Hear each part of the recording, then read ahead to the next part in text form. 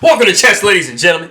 All right, man, I appreciate you guys very much for stopping by. So I do have the oldest recorded game of chess for Wesley So, and this is the Under 10 World Championship played in 2003. So Wesley So was just about 10 when he played this game. Like I said, this is the oldest known game that he played in that I could find. Probably somebody's going to be like, hey, man, there's this game. I mean, you know. But this is the oldest one I could find, like I said. So we got Tim Pipan versus Wesley So out of 2003. So all of my people coming from the Philippines, I will say maraming salamat. Anybody who is coming up from Slovenia, I will say hvala vam. I appreciate you guys very much. But if you guys are ready to go, let's take a look and see what we got for this game, man. So we got the move e4. We got c5. We do see knight to f3, knight to c6. And, you know, even as... far back as 2003. I mean, this stuff is very, very well-known theory at this point. This stuff has pretty much been played for like 150, 160 years by that point. I mean, this is pretty much, standard stuff, a very accepted theory. We do see d4, pawn takes d4, knight takes d4. We got knight to f6, knight c3, and then we do see the move e5, and this is the Sicilian defense open Pelikán and Sveshnikov variations. So basically, black, it was kind of thought for a long time that, an early e5 was just weakening your position. You see that black has done a little bit of developing already. So it is not as bad as a very, very early e5, especially if you already have d6 played, because you're going to be probably looking at bishop to b5 check stuff. So this is a little bit better times.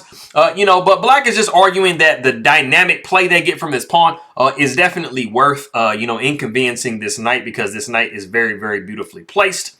So we do see knight d to b5, and you are tickling this weak square right here, trying to see if you can hit the king, to either make the king move or to maybe, allow black to trade their bishop for your knight, which would be desirable because you do kind of have some dark squares around the king that can become weak after that. So we do see the move d6, and we have not a bad move. It's just a little bit a weirdly timed move here. We see the move knight to a3. Now, the thing about this is generally what you see in this position is like a bishop to g5.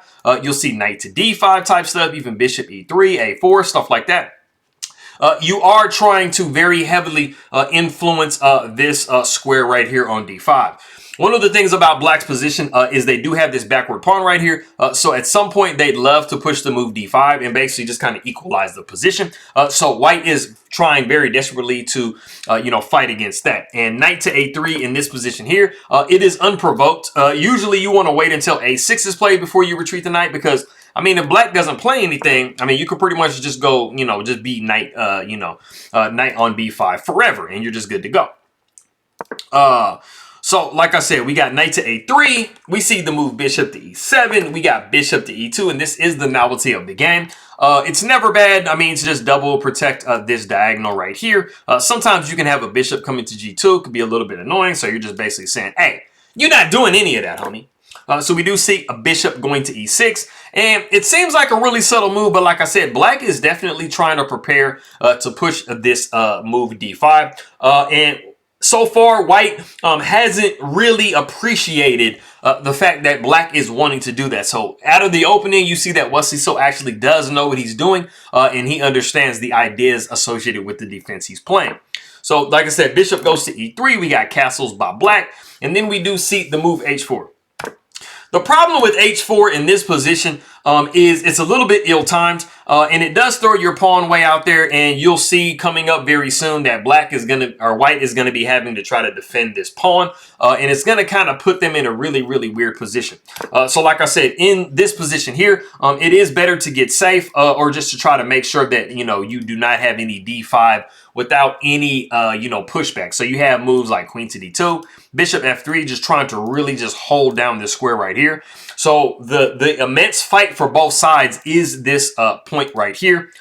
So like I said, we do see the move a4, and immediately Wesley So just says, hey, bro, I've pretty much been trying to push d5 for the longest. So let me go ahead and just do that now. So, we see that d5 is liberating black's position a little bit. But I mean, on a sneaky tip, you're saying, hey, man, I want to go d4 and I just want to fork your pieces and have a great day. So you have to do something in this position here. So we got pawn taking d5, we got knight taking d5, knight taking d5, bishop taking d5, and we do see kind of an issue with white's position now. You have this rook holding this pawn. It is double hit right here, which is an issue, but you also have this bishop hitting this pawn right here, and the rook is really kind of overloaded. You know, you really don't have a whole lot of good squares to go to. I mean, you don't really want to do this because you're looking at bishop check like this. And I mean, you obviously can't go that because the bishop is going to take the rook. So, I mean, you kind of either have rook to g1 or rook to h2. Both of them are not ideal, but we do see rook going to h2, and this move is going to come back to bite Pipan in a little while. We do see queen going to a5 with check, which is one of the best moves. We got bishop going back to d2, which is a very good cover move. This is a very good idea. So, like, remember this.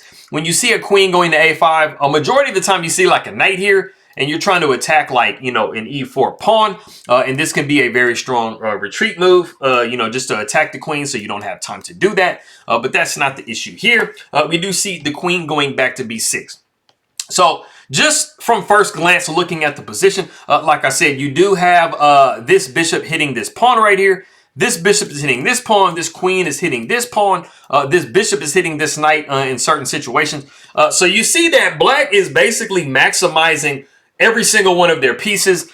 This knight can definitely, you know, become a little bit better at some point. But you know, black is castled. White is not castled. They're a little bit vulnerable in the center. And the problem that you kind of have in a situation is, I mean, I've already given away your ability to castle on the king side. So basically you have to try to get castled on the queen side. But it's not very desirable at the moment because, I mean, you castle and you got the bishop taken here, ripping your position open. So you see that, I mean, black is definitely for choice here if you were going to pick a side. So we do see the move c4, which kind of seems like it counterattacks black, but the bishop is just going to move into a better square. We do see bishop e4, and like I said, I mean, if you're white, where are you castling at? This position is completely open over here, so you don't really want to castle this way. You can't castle this way, so, I mean, you're not in the absolute best situation if you are white. We do see knight to b5, which might kind of seem like it's plugging things up. Maybe I can kick this bishop at some point, you know, move the queen somewhere, get castled and stuff like that. But Wesley So, even at the tender age of 10 years old, it's like, bro, I'm not going to let you do any of that stuff, dog. I got bishop coming to c5. And, I mean, even if you go f3, I got some ideas for you, which is what we actually see in the game. It might kind of seem like, hey, man, I'm going to give myself some breathing room by going f3, which is what Pipan is looking at, but is showing that this is an absolute blunder. And I wonder if you can figure out why this is a blunder and what move Wesley So should play here to try to take advantage of this blunder. Go ahead and try to do so.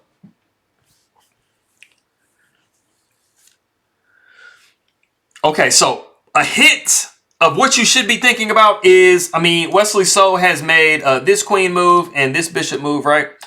So anytime you have a queen on b6 or b3 and you have a bishop on one of these two squares, you are very heavily eyeing this point right here. And so what you should have seen is the ability for you to place a double attack.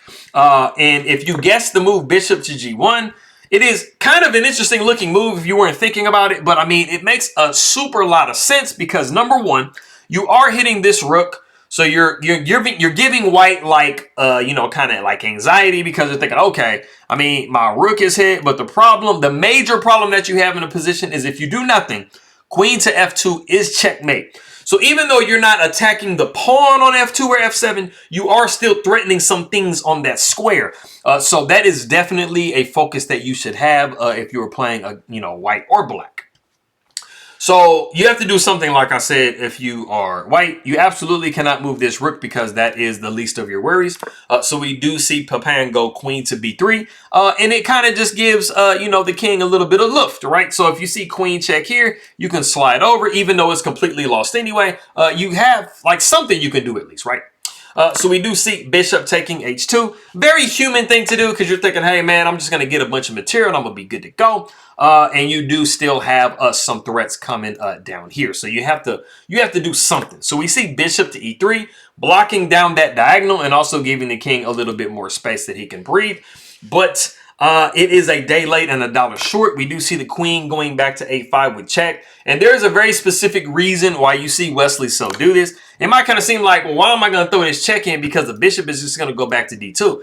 That is absolutely what you want. After the queen goes on A5 with check, we do see bishop going back to D2. And you have restrained the king once again. The bishop goes to G3 with check, and then the king now goes to D1. And this is absolutely what you wanted. You have cut the king off down here. You are still hitting this queen with this bishop, but there is a remedy with that, and it is rook A to D8. You could have also gone to rook F to D8. It really doesn't matter which rook you use, but you are now pinning down that bishop, and you are also threatening a checkmate if white does nothing. So you see that white is kind of running out of moves that they can make. And the crazy thing is, this bishop has been hanging for like, what, 3 or 4 moves? 5 moves? Black is like, bro, I don't even care about this bishop. Like, I'm trying to get your king, homie. So we see the knight going back to C3, seeming like it's kind of like, holding, blocking some stuff, holding some stuff. But we see the absolutely beautiful rook takes D2 with check. Sacrifice, removing the defender from in front of your king. The king takes on D2. There really isn't anything better to do. And then we see the other rook coming into the game, rook to D8 with check. And like I said before, this poor bishop, not only is it attacked by the pawn, well, I mean, technically it's not attacked by this knight because the knight is currently pinned. But, I mean, this bishop is like, I mean, this bishop is expendable as far as Wesley So is concerned. Stockfish 2. We do see king going over to E3, and it might kind of seem like maybe you're wiggling out a bit, but we see queen to C5 with check, and you have nowhere to go. All you can do is to take this bishop that has sacrificed itself so selflessly 1,500 moves ago, and we got king taking E4, so it still kind of seems like you're weaseling out of it, but we got queen to D4 with check. The king goes to F5 only move, and then we see queen to F4, and this is checkmate. And the interesting thing that I want to point out in this position, or this game in its entirety, is that this rook never once moved. So it was almost like Wesley So was playing with all of his pieces, and Pipan was playing with one less piece, and it was a rook. So kind of backing up, it kind of started going a little bit more south. Pretty much once D5 was played, it started to kind of go downhill for, white a little bit. And it would have been a little bit better to not quite go for this H4. You kind of have to get a little bit more, castled, get a little bit safer before you start kind of throwing these, these pawns out.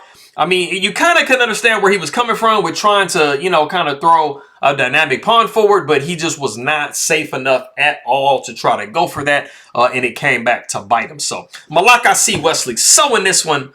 I appreciate everybody very much for stopping by. Maraming salamat aking magkaibigan. Magandang umaga, magandang hapon if you're watching this in the afternoon. Kamusta na, mabuhay to you. Anybody who is coming from Slovenia, Havala Vam. And I'm going to see you guys next time.